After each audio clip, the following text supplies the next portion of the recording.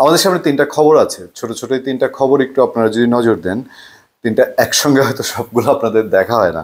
প্রথমটা হচ্ছে আমলা মিডিয়া আওয়ামী লীগ। আমলা মিডিয়া আওয়ামী লীগ পুনর্বাসনে উঠে পড়ে লেগেছে হাসনাত আবদুল্লাহ। আচ্ছা, হেডলাইনটা দেখে আমি একটু একটা মন্তব্য না করে পারছি না। এটা ইন্ডিপেন্ডেন্ট নিউজ সাইটে কয়েকদিন আগে আসিফ নজরুল বলেছেন পুলিশের 80%ই আওয়ামী লীগের, ছাত্রলীগের। হ্যাঁ, এখন পুলিশ আওয়ামী লীগ, ছাত্রলীগ, আমলা আওয়ামী লীগকে পুনর্বাসন করছে, এই মিডিয়া পুনর্বাসন করছে, তার বাকিটা রইল কি? মানে ওনাদের তাহলে রইল কি? মানে এটা কি একটা হতাশার কথা? বা সবাই যদি কম্বাইন করি, আমি হাসনাত আবদুল্লাহ, ওই সাজিস আলম নতুন জামাই, নতুন বর, তিনি বলছেন যে আপনার হাসনাত আবদুল্লাহ তিনি নাকি পাগলাটে খ্যাপাটে। কিছু আমলা ও গণমাধ্যম ছাত্র জনতার অভ্যুত্থানে ক্ষমতাচ্যুত আওয়ামী লীগের পুনর্বাসনের জন্য উঠে পড়ে লেগেছে বলে মনে করছে বৈষম্যবিরোধী ছাত্র আন্দোলনের আহ্বায়ক হাসনাত আবদুল্লাহ। তিনি তার ভেরিফাইড ফেসবুক পেজে এটা বলছেন, তারা ফেসবুকে বেশ সরব। হাসনাত আবদুল্লাহ লিখেছেন, বর্তমান আমলা ও মিডিয়া আওয়ামী অপরাধের বৈধতা উৎপাদনে সম্মিলিত হয়ে কাজ করছে।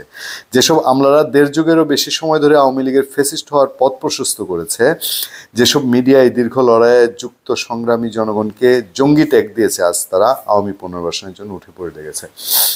আচ্ছা, এই যে সব যারা কারা, মানে উনি কি জেনারেলাইজ করছেন সবাইকে? একটা প্রশ্ন করি, তো প্রশ্নটা তিতা লাগতে পারে আপনাদের অনেকেরই বা ওনার।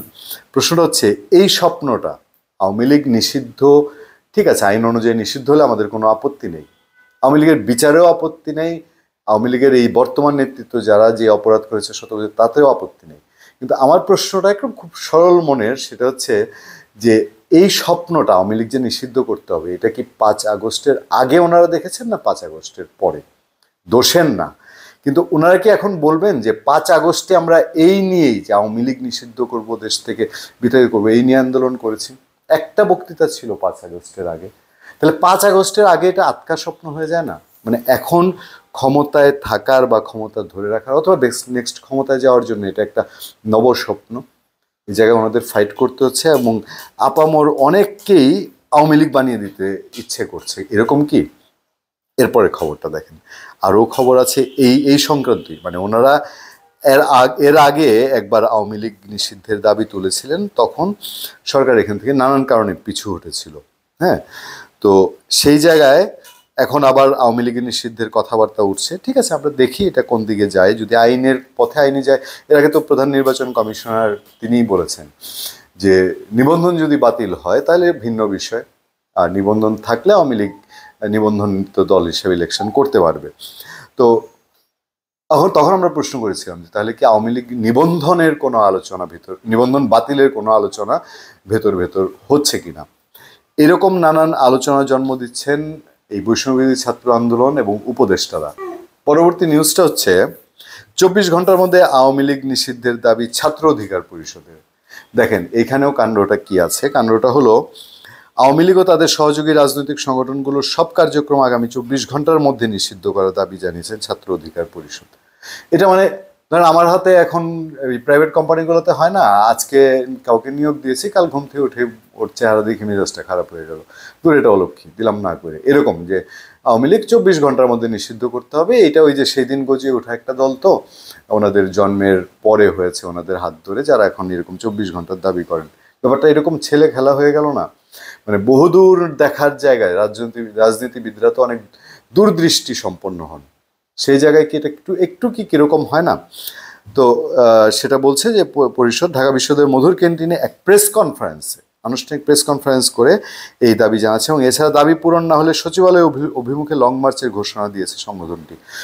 আমার ভয় লাগছে যে সচিবালয় অভিমুখে লং মার্চ হলে তাহলে ওই দিক দিয়ে ওরা কি রাস্তাঘাট বন্ধ হবে? ঢাকায় তো যেই দিন গেল 2 ফেব্রুয়ারি 2025, এদিক দিয়ে গুলশান মহাখালী সব বন্ধ, তিতুমির কলেজের স্টুডেন্টদের আন্দোলনে লাগছে প্যাচ। উপদেষ্টা বলছেন দাবি মানা সম্ভব না, স্টুডেন্টরা আমরণ অনশন হ্যান ত্যান বিচিত্র কিছু, আমি যদি বলি বিচিত্র স্লোগান, তারা কিছু মজাদার স্লোগানও দিচ্ছে এর মধ্যে। যাই হোক, সংগঠনের সভাপতি, ওই যে আপনার কি বলে এটাকে, ছাত্র অধিকার পরিষদের সভাপতি, তিনি বলছেন যে ওনার নাম হচ্ছে বিন ইয়াসিন মোল্লা, ফেসিবাদের দোসররা প্রশাসনে আসন গেড়ে বসেছে, তাদের হাতেই সরকার পরিচালিত হচ্ছে। আওয়ামী লীগ রাজনীতি করতে পারবে কি পারবে না সে সিদ্ধান্ত আহত ও নিহতের স্বজনরা নেবেন। ওমা, এ তো আবার নতুন কথা। এখন হাসনাত আবদুল্লাহ এই কাছাকাছি কথা বলেছেন এবং আমলাদের উপরে দোষ দিয়েছেন। এখন ওই যে ওনারাও এরকম একটা দিচ্ছেন, যে সংগঠনটার কথা বললাম যে ছাত্র অধিকার পরিষদ, তারাও বলছেন। আবার পাশাপাশি এটাও বলছেন যে আওয়ামী লীগ নিষিদ্ধ করতে পারবে কি পারবে না এই সিদ্ধান্ত নাকি আহত ও নিহতের পরিবার নেবেন। আহত ও নিহতের পরিবার তো বিচারের দাবি জানাচ্ছে, বিচার হতে হবে, আপনার বিচারটা নিশ্চিত করেন। এইসব বলে টলে বিচারকে কোথায় নিয়ে যাচ্ছেন আপনারা? এইগুলা আড়ালে সংস্কার, তারপরে আওয়ামী লীগের বিচার, আওয়ামী লীগ নিষিদ্ধ, এইসবের আড়ালে কি বিচার হারিয়ে যাবে? এই সিদ্ধান্ত নিবে বাংলাদেশের আপামর জনগণ, কোন রাজনৈতিক দল নিষিদ্ধ হবে কি হবে না সেটা নির্বাচনের মাধ্যমে অথবা গণভোটের মাধ্যমে, কোনো নির্বাচিত সরকার অথবা গণভোট করে। এই হঠাৎ করে এখানে সেখানে তখন তো প্রশ্ন উঠবে। ওনারা বলছে আমলারা দেশ চালাচ্ছে, তো এদিকে বিএনপি যে বলছে জামাতে ইসলামী দেশ চালাচ্ছে, জামাতে ইসলামী ব্যাকড সরকার, কোনটা কে বিশ্বাস করবে? মানুষ তো একটা ধূম্রজালের মধ্যে পড়ে যাওয়ার মতো অবস্থায় আপনারা ফেলছেন। তাই আমার মনে হয় যে আওয়ামী লীগ নিষিদ্ধ হবে কি হবে না এটা একটা গণভোট বাংলাদেশে হয়ে যাওয়া উচিত। নিঃসন্দেহে বাংলাদেশে 5ই আগস্টের যেই স্পিরিট, এটা অনেকেই এখন পর্যন্ত পোষণ করেন। তারা ভবিষ্যৎ বাংলাদেশের সুন্দর নেতৃত্ব চান, কিন্তু এই ধরনের বিষয়ে কি বড় রকম কোনো কনফিউশন তৈরি হচ্ছে না? ধন্যবাদ সবাইকে, ভালো থাকবেন, সুস্থ থাকবেন। আবার দেখা হবে, কথা হবে আপনাদের সাথে।